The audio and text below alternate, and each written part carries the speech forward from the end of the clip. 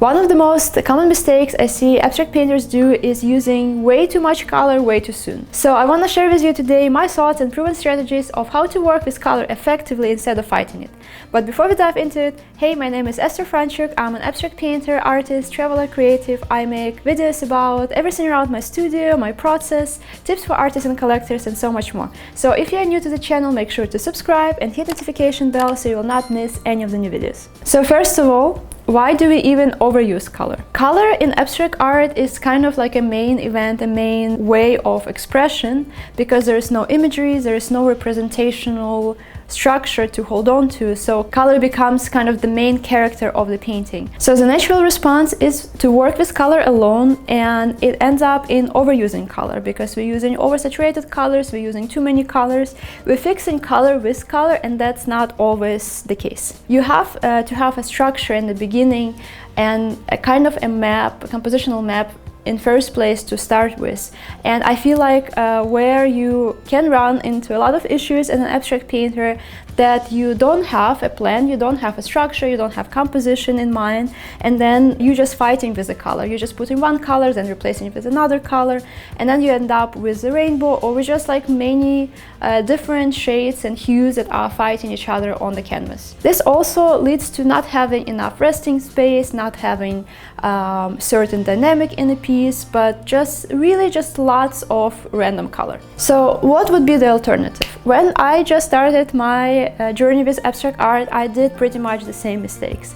I had a lot of training in both contemporary and classical art schools, but I never really created abstracts before. So my initial response was pretty much the same. When I started my first paintings, I just put every single color under the sun, all of the favorite pigments and colors onto the canvas, and then it just didn't work. And I tried removing some, adding some, but it just was a mess for like many stages until I worked my way through and I realized like, okay, I have to bring some cohesive strategy, some structure into the piece. And as I work on more and more abstract throughout those years, I find out that starting monochromatic with a really limited palette, or even starting with black and white, could be a really good way to just have a smoother journey with your abstract pieces.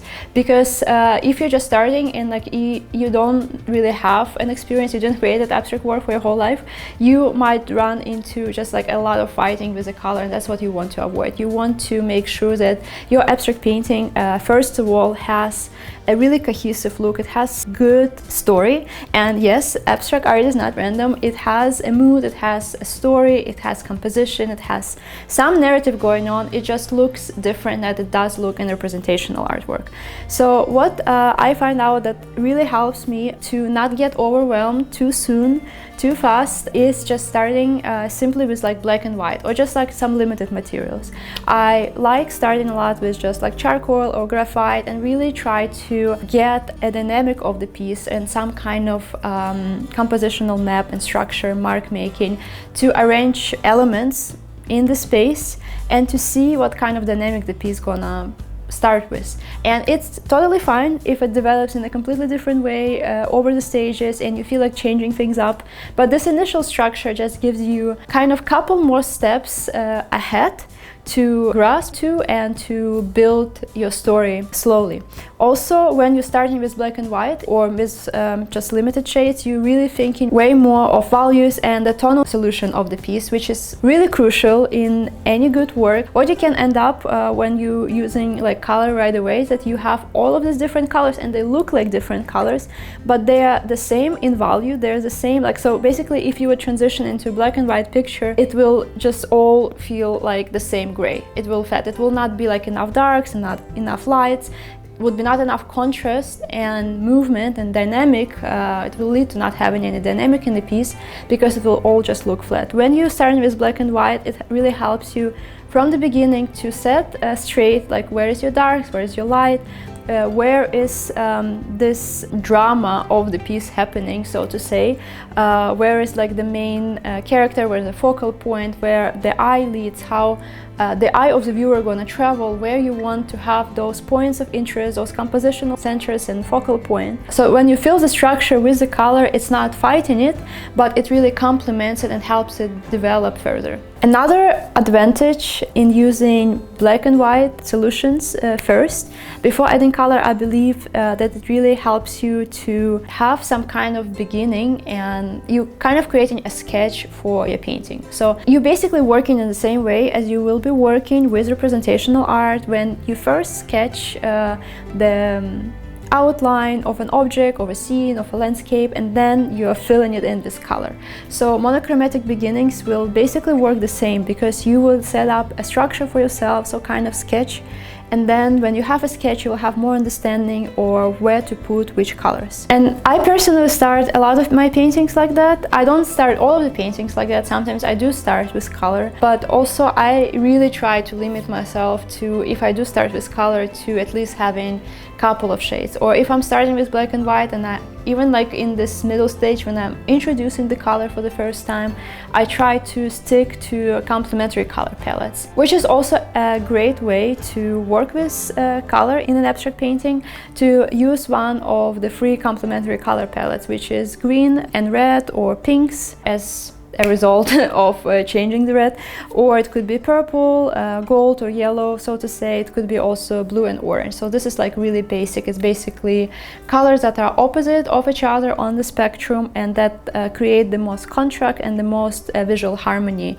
in a piece. It doesn't mean you're supposed to use two colors only in your painting, but just starting with having a blue painting with like pops up of orange, and then within the blue you can have multiple shades, within the orange you can have multiple shades. Then you can introduce other colors of the spectrum as supporting colors, but really trying to stick to this complementary color palette will already just make your piece way more sophisticated and make it have a color story, so to say, instead of being a rainbow. Another way of being really intentional with your color story is actually thinking of emotional response that you want to create with your viewer, because every color will mean something for you, and it also has a universal meaning or association. And there's colors that work good in interiors, there are colors that work for calming and soothing, that go into the bedrooms and create this like really restful space and calm the mind, like the blue shades. For example, there's colors that evoke more mystery, like purple and gold. They would create a more mystical atmosphere to them. Also depending on the shade of green, some green would be like make you feel really productive, some green would be working the same as blue, so also like calming, resting. Blue and green are the colors that also work really well together in a limited palette solution, and those are the colors that are the most organic for us to see, because we see a lot of them in the natural world, like through the trees, the grass, hills, mountains, seas, rivers. Like it's really nice organic nature color palette that works really well. So I feel like it's really important to think of what kind of emotion you want to evoke, what kind of association your viewers, your collector would want to have with a piece, and what association comes to you also as an artist as you create it. I used to create a lot of art with lots of oranges and red, and they would be just like really aggressive colors, even though they would not feel aggressive to me, because I feel of red as just like a power and passion and love and devotion. But for many people, red is an aggressive color that is just really intimidating, and they don't want it in the interiors because it has different associations with like the war, blood, all kind of negative things as well. So you have to think also of what kind of mood do you wanna portray in your work. Is it something powerful and impactful, bright and bold, like what kind of color would represent it? Or if you really want it to be like more inclusive and to be able to fit almost into every interior, maybe you have to work more minimal. Maybe it would be way more monochromatic palette with just a little bit of color pop, but not too much that it's really like, no matter what is the space, is it like an office building or it's a living room, it like has enough color to create a mood and to be a centerpiece of the space, but it still will fit with any kind of furniture and it will not be intimidating for people. Especially if you want your abstract art to sell, you have to think of people, collectors, spaces, interiors first, and not just your own processing and what you feel inspiring in the moment. Because as I said, created lots of red art, didn't sell as much of it because it was just not collector friendly. It was not universal to fit into most places. So I have seen way more momentum since I shifted my color palette to really feel universal, and I was still able to express myself through them. Another thing to keep in mind also, having neutrals and resting space, and not just work with color alone, because you don't want everywhere to be bright color that just screams when you look in it, but you want to have areas that feel more minimal, more restful. Maybe it's a lot of neutral grays, or it's just really soft, creamy white areas that are just really creating a good contrast in both value and color and tension with a more saturated part of the painting. In this way, your painting will have a lot more movement and just a better feeling to it, because you can travel through the painting, and in this way your piece is gonna have a conversation and a good type of tension, so to say, in it. Another important thing to keep in mind as you work with color in your abstract painting is really not to feel too dearly about your color choices. And again, like monochromatic beginnings will really save you from that, and in general keeping like more limited color palette. Because what I notice also in my process, sometimes I really like the pigments, and once I put all of the nice pigments and colors that I love on the piece, it's really hard to get rid of them, because you feel like, oh, but I really love that color, I really like how it looks, so I should keep it. And then you put another color that you really like, and then you feel really bad covering them. So you have to like really be mindful that you sometimes have to cover or completely just get rid of those precious colors underneath. Like, just decide not to have them for the sake of the better good of the whole painting. Because sometimes colors on its own, they're gonna look really beautiful and you would wanna have them in the painting, but they might not necessarily work the best together. So you have to really think of a color palette to start with.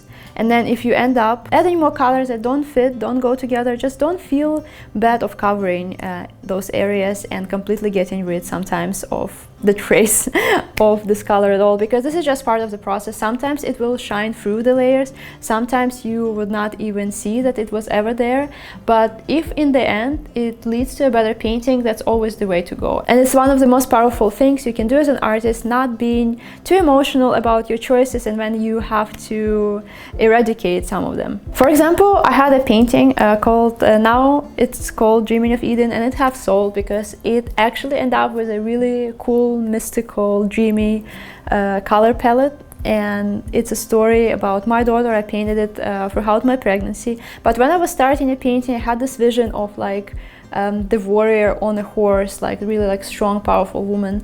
And I didn't know yet we're gonna have a daughter, but somehow I got this imagery and I knew it has to do something with my child that was on the way. So I started this painting with lots of yellows and green, and I wanted to do like an earthy palette, and I wanted to start with imagery of the horse and then abstract it and kind of just like deconstruct the actual narrative and turn it into abstract painting. But as I was working with those colors, I really realized that it was just not clicking with me, it was not working, it was just, I don't know, painting wanted to be something else, and it wasn't a good palette to go with.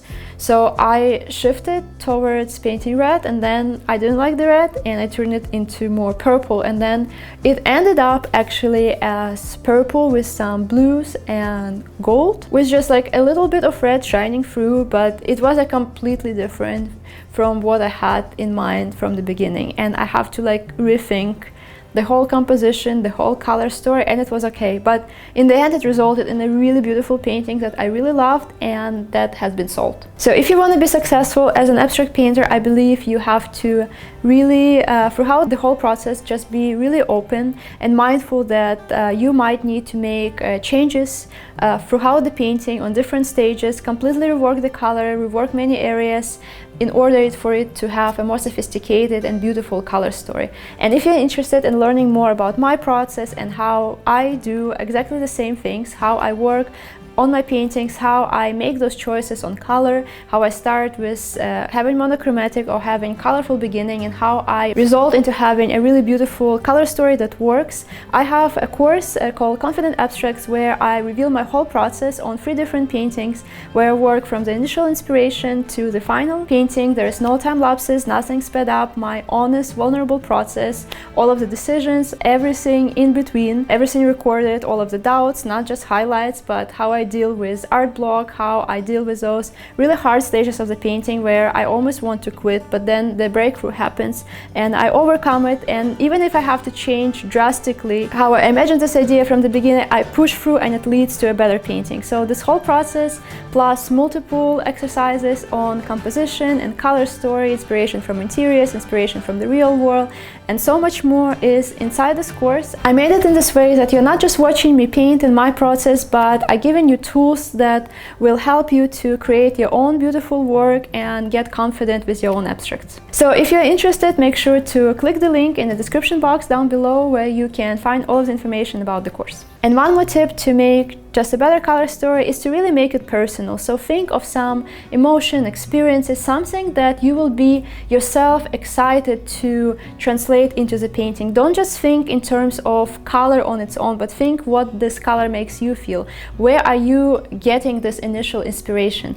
I have a series of paintings that I made after my trip to Australia, for example, and I created my biggest painting inspired by the trip to Australia in those shades of green, which basically was after me looking at how many different shades of green I was able to see in Australia. It was just amazing. We went hiking in the jungles, I saw fields, and it just opened my mind to all of these different shades and possibilities, and I really wanted to translate the feeling of the jungle and fields and forests together with the sunrises and sunsets. So I got the color palette and initial inspiration from that piece from watching sunrises in Australia and climbing through rainforests.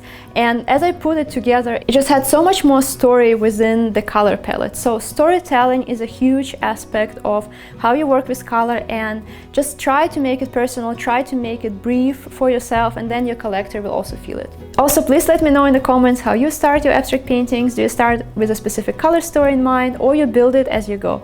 I like reading all of your comments, and it helps me to make this channel better, and I would like to hear also any other ideas of the future content and what could be helpful. Thank you so much for watching this video, and I will see you in the next one.